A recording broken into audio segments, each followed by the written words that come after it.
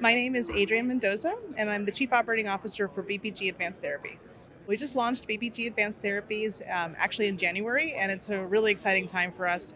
What this means is that we've brought together the capabilities we have across our organization at BioBridge Global that are related to advanced therapies. So, starting materials, recruiting donors, collecting cord blood as well, leukopaks, and then the testing services that we had in Qualtex that relate to cell therapy, so characterization, authentication of the cells, development of assays, and then the manufacturing capabilities we had in GenCure, so biomanufacturing, scaling out production, developing new processes.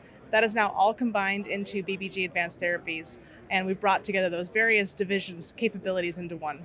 When you're a biotech organization, you're starting to go out and look for suppliers and vendors to support your process to scale up your programs to help meet your clinical trials and commercial therapies. You often have to go around to a lot of different companies to get those services.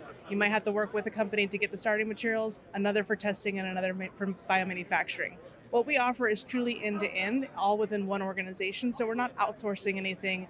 And that means a biotech company can quickly be supported with process development, assay development, the recruitment of donors and starting materials, and we can take them from early phase clinical trials all the way through to commercial.